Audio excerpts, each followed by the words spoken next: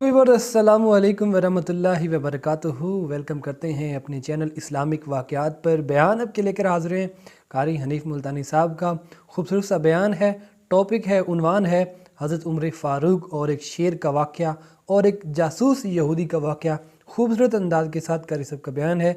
Like कर दें, share कर दें, चैनल को सब्सक्राइब कर लें। जल्दी से लेकर चलते हैं आपको बयान की जानिब। फारूक आज़म रज़ियल्लाहु ताला अन्हु के बारे में किताबें भरी पड़ी हैं, आप लोग मुताला करें। किस कदर खौफे खुदा है, करवटें बदल रही हैं, बेतहाशा रो रही है। किसी ने आके पूछा क्या बात है, फरमाने लगी क्या बताऊं, फलान नहर के पुल में एक सुराख हो गया है और पता चला है एक बकरी का उसमें पांव आ करके मरोड़ा गया। डरता हूं कल क़यामत का दिन होगा, बकरी दावा करेगी, क्या जवाब दूंगा। वो फारूक जिसके जमाने में ईसाई जासूस मदीने में आया, अल्लाह पाक हर मुसलमान को मदीने पाक की ज़ियारत नसीब फरमाए, आमीन। वो जासूस कहने लगा तुम्हारा शाही महल कहाँ है। उन्होंने कहा ये तेरे पीछे बगैर छत वाला कोठा नहीं। मैंने कहा मैं तुमसे शाही महल पूछ रहा हूँ। उन्होंने कहा यही तो है। उन्होंने कहा यारो मजाक ना करो, बगैर छत का कोठा पड़ा है यूं ही कच्चा, और एक कोने पर खजूर की कुछ छड़ियां रखकर साया बनाया हुआ है। अभी शाही महल यूं भी हुआ करते हैं। उस ईसाई जासूस को हमारे मुलाजमीन के मकानों का पता ना चला।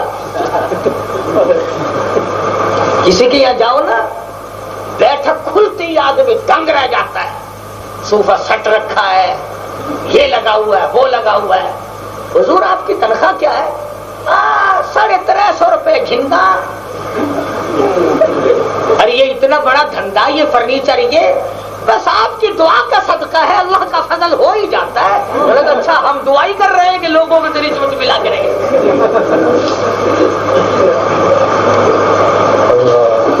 बगैर छता हुआ शाही महल। खुद अली मुर्तजा सब क्या रज़ियल्लाहु ताला तशरीफ लाए। रात का वक्त है, ए उमर आपसे मुझे कोई गुफ्तगू करनी है। फरमाया जाती गुफ्तगू है ये सरकारी? कहा नहीं, मेरी आपकी जाती गुफ्तगू है। फूंक मार कर चिराग बुझा दिया। ए अली, ए उमर, मेहमान के आने पर लोग चिराग रोशन किया करते हैं, बत्तियां जगाते हैं, आपने मेरी आमद पर चिराग बुझा दिया। फरमाया ए अली, बात मेरी तेरी होगी, इस चिराग में तेल सरकारी है। कौम के खजाने का तेल जलाकर उमर को कोई हक नहीं कि मैं और आप बैठ के बात करें।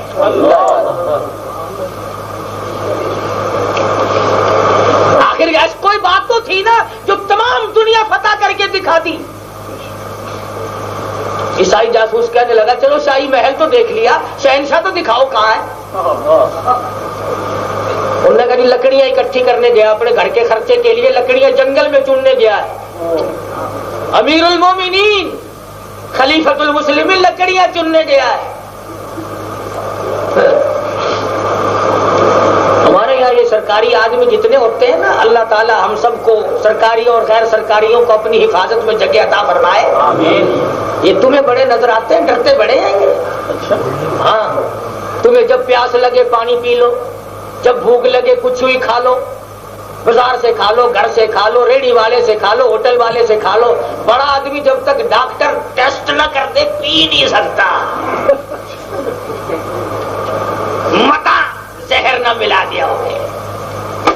खाना खाना नहीं, जब ये लेटरीन में बैठते हैं ना, नीचे झांक के देखते रहे पेट में से बम न बरामद हो जाए। बड़े डरते हैं। हालांकि जो रात कब्र में आनी है वो जमीन पे नहीं आ सकती, और जो जमीन पे आनी है पूरी दुनिया की ताकत मिलकर कब्र में नहीं पहुंचा सकती। इसी का नाम तौहीद है, इसी का नाम यकीन है, इसी का नाम ईमान है। कहने लगा कि लकड़ियां इकट्ठे करने गया तुम्हारा बादशाह? ने कहा हाँ। किस तरफ को गए हैं? कि इधर को। वो भी चल दिया, जंगल में पहुंचा। दरख्त के साये में फारूक आज़म रज़ियल्लाहु ताला अन्हु, कोई साथी नहीं, हिफाजती दस्ता नहीं, बिल्कुल आराम से बेखौफ व खतर सोए हुए हैं। جاسوس کے پاس تلوار تھی. کہنے لگا لو بھائی کام بن گیا, کوئی نہیں پاس, اس نے بہت تنگ کر لیے, پوری دنیا میں ہمیں ٹھکانہ نہ ملا, یہ فتح ہی کرتا جاتا ہے, آج ٹکڑے کر دوں گا بس مزہ آ جائے گا. تلوار نکالی اور وار کرنا چاہا, سرانے کی طرف سے شیر ببر اٹھا, پھاڑنے لگا, شور کرنے لگا عیسائی, ہائے مر گیا, ہائے مر گیا, ہائے بچائیو, ہائے بچائیو. فاروق اعظم جاگ اٹھے, کیا ہوا؟ اجی بچا لو, اجی مجھے بچا لو. ہوا بھی کچھ, اجی کیا بتاؤں, مدینے میں آیا تھا, آپ کو تلاش کر رہا تھا, یہاں پہنچا, میں آپ کی زیارت کرنے لگا, شیر مجھے پھاڑنے لگا. فرمایا جملے ملتے تو نہیں, زیارت کرنا کوئی قصور تھوڑا ہی ہے. فاروق اعظم فرمانے لگا اچھا میں پیچھے کو ہٹتا ہوں, ذرا سا پیچھے کو ہٹے, حضرت شیر آگے بڑھنے لگے, اجی بچا لو سچ بتاؤں گا, اجی بچا لو سچ بتاؤں گا. پھر فاروق اعظم آگے بڑھے اور پوچھا بتا, کہنے لگا جی بس میں آپ کی زیارت کرنے لگا, شیر پھاڑنے لگا. بات بنتی نہیں. پھر فاروق پیچھے کو ہٹے, شیر آگے بڑھا, کہنے لگا جی آپ کے تو سچ بتا ہی دوں گا, ارے بچا لو. کہنے لگا میں عیسائی ہوں, مدینے پاک میں آپ کو آ کر کے تلاش کیا, پھر آپ کو تنہا سوتے ہوئے پایا, میں نے دیکھا فوجی دستہ کوئی نہیں, باڈی گارڈ کوئی نہیں, حفاظتی دستہ کوئی نہیں, پاس کوئی نہیں, میں ٹکڑے کر کے کام ختم کر دوں. فاروق اعظم نے فرمایا اور ٹھیک ہے, تو مجھے اکیلا سمجھتا ہے, تجھے یہ معلوم نہیں میں خدا کی زمین پہ انصاف کرتا ہوں. اس کی مرضی, میں باڈی گارڈ دستہ کیوں رکھوں, میں حفاظتی دستہ کیوں رکھوں, اس کی مرضی, وہ میری حفاظت خود کرے یا شیروں سے کرائے.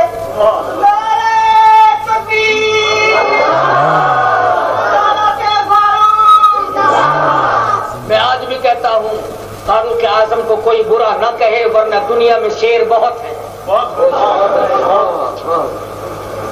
اس وقت تو فاروق نے اس کو بچا دیا تھا, اب بچانے والا, اگر شیر اٹھ کھڑے ہوئے تو بچو گے نہیں. سیدنا فاروق اعظم رضی اللہ تعالی عنہ سادہ زندگی, بالکل سادہ زندگی گزارتے تھے.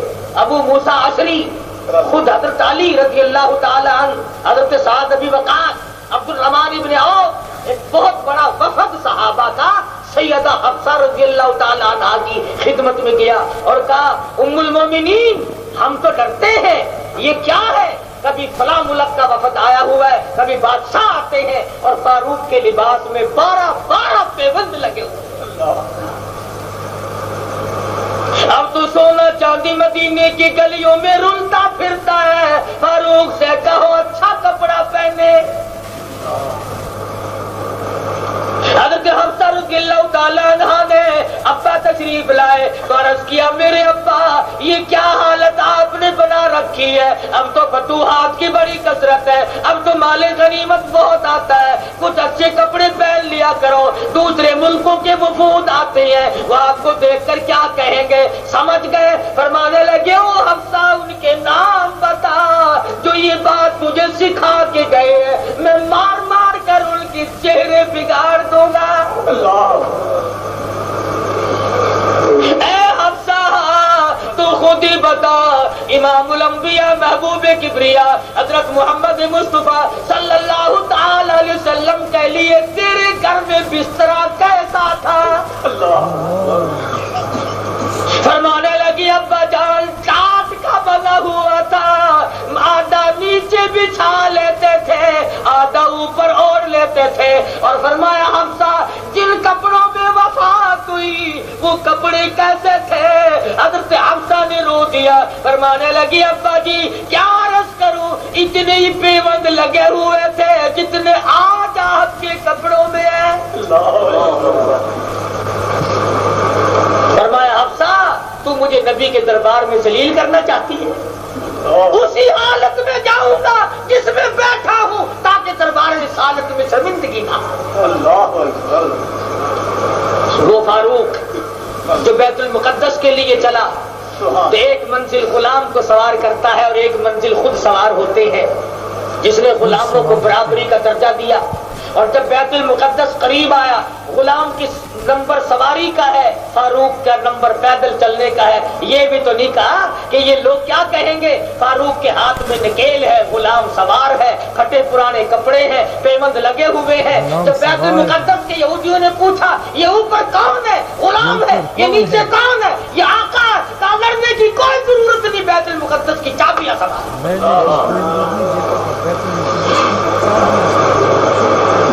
وہ فاروق کوئی بدر میں شہید ہوا ہوگا، کوئی حنین میں شہید ہوا ہوگا، کوئی خندق کا شہید ہوگا، کوئی تبوک کا شہید ہوگا، کوئی یرموک کا شہید ہوگا، کوئی کربلا کا شہید ہوگا. فاروق مدینے کا شہید ہے، منبر اور مصلی کا شہید ہے. نماز پڑھا رہے ہیں،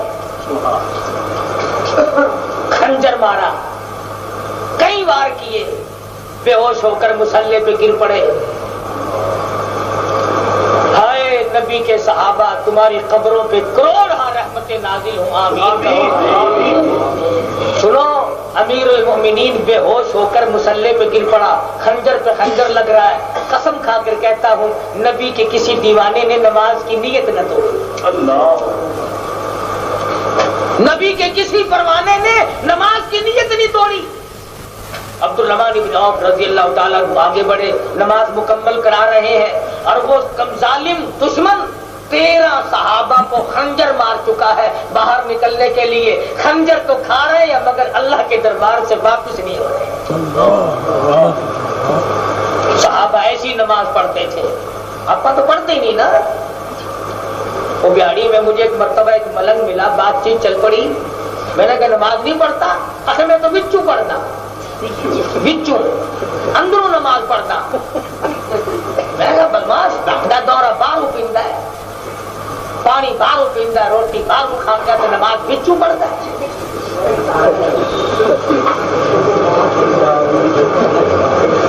صحابہ بچو نماز نہیں پڑھتے سی، ایسی نماز پڑھی، خنجر چل رہے ہیں مگر امام الانبیاء کے شاگرد نماز نہیں توڑتے.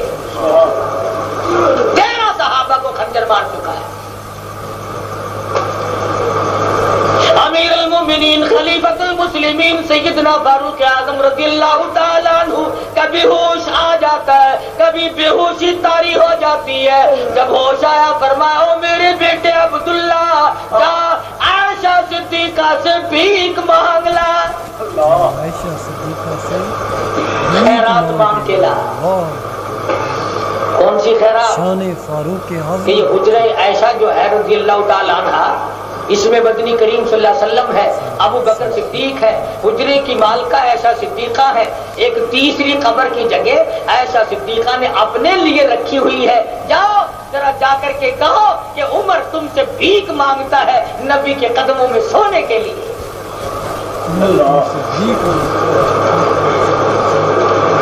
سیدہ عائشہ صدیقہ نے تاریخ کو شرمندہ کر دیا.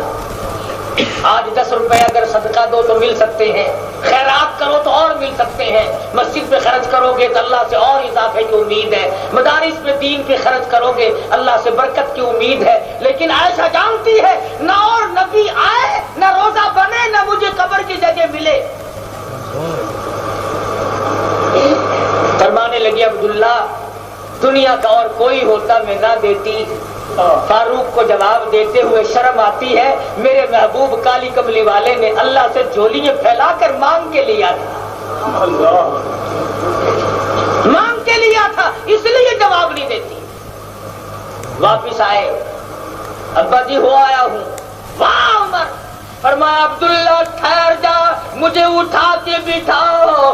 ایسا صدیقہ کا جواب لیٹے لیٹے سننا بے ادبی سمجھتا ہوں.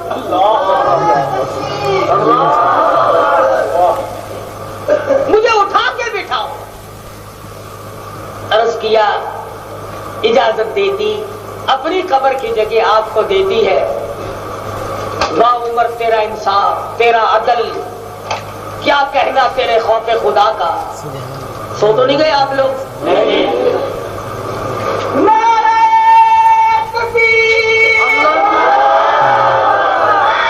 بات دیکھو کمال کی. فرمایا او عبداللہ بات سنو، ٹھیک ہے الحمدللہ اللہ جزائے خیر دے، ایسا صدیقہ نے اجازت دے دی. میرے بعد کئی لوگ دوسری طرح کے بھی آئیں گے، وہ کہیں گے حکومت کا روب دے کر لے لی ہوگی، حکومت کا دباؤ دے کر کے لے لی ہوگی. آخر خلیفہ وقت تھا، جواب کیسے دے دیتا، اس لیے جواب ملنا مشکل تھا. اور لوگوں اب بھی اجازت مل گئی، اور جب میری روح پرواز کر جائے، جب میرا جنازہ تیار ہو جائے، نماز جنازے سے فارغ ہو کر عائشہ صدیقہ کے دروازے پہ جنازے کو لے جا کر رکھ دینا اور کہنا ہے چھپاؤ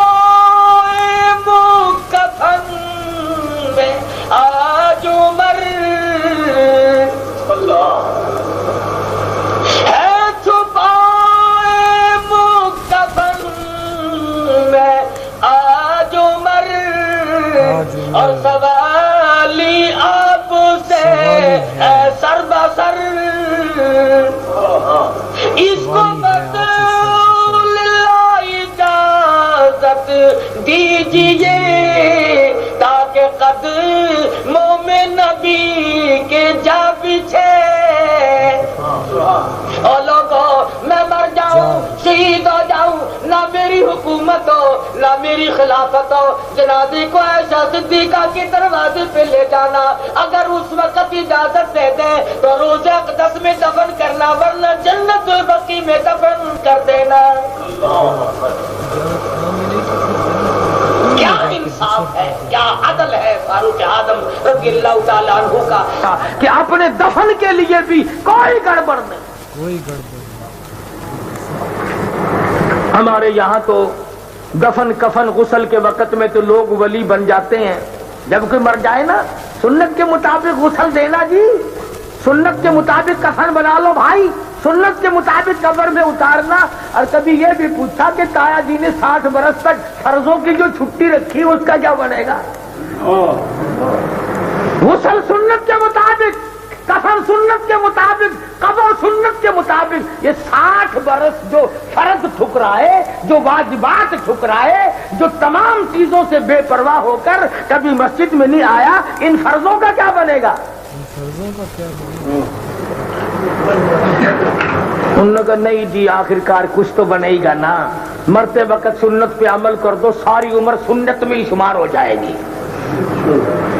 اچھا خدا کی عدالت میں اتنا دیر ہے کہ مرتے وقت کرلی کر کے مر جاؤ تو بس پھر منہ پاک ہو گیا. کسی پہ نماز معاف نہیں، کسی پہ روزہ معاف نہیں، کسی پہ حج معاف نہیں، کسی پہ زکات معاف نہیں، کسی کو شرک کی اجازت نہیں. آخر دین ہے، آئین ہے، قانون ہے، ضابطہ ہے، دستور ہے. یہ قرآن کریم مردوں کے لیے دنیا میں نہیں آیا. ہمارے یہاں تو مزاج بنا ہوا نا کہ قرآن کریم مردوں کے حوالے کر دو. جب کوئی مر جاتا ہے تو پھر سارے کے سارے ولی بن کر بیٹھ جاتے ہیں. قرآن پڑھو جی، ختم ہو گیا قرآن. 5 منٹ میں قرآن ختم ہو جاتا ہے، 5 منٹ انگلی پھیر کے ختم کرتے ہیں. کون پڑھے؟ تو ہمارے شہر میں ایک مولوی، اللہ اللہ اکبر، سبحان اللہ، ماشاء اللہ، جزاک اللہ. دوستو خوبصورت انداز کے ساتھ حضرت علامہ مولانا قاری محمد حنیف ملتانی صاحب آپ لوگوں کے سامنے بیان فرما رہے تھے شان فاروق اعظم حضرت عمر فاروق رضی اللہ تعالیٰ عنہ کی جو ہے شان کیا نرالی تھی. اللہ اکبر، اللہ اکبر. اپنے تو اپنے کیا ہی بیگانے بھی جن کی تعریف کرتے کہ یہ فاروق اعظم رضی اللہ تعالیٰ عنہ ہیں جو مسلمانوں کے خلیفہ ہیں، مسلمانوں کے بادشاہ ہیں، لیکن ان کا گھر دیکھو تو ایسے جیسے کسی عام آدمی کا ہو. چھوٹی سی جھونپڑی میں رہتے ہیں فاروق اعظم.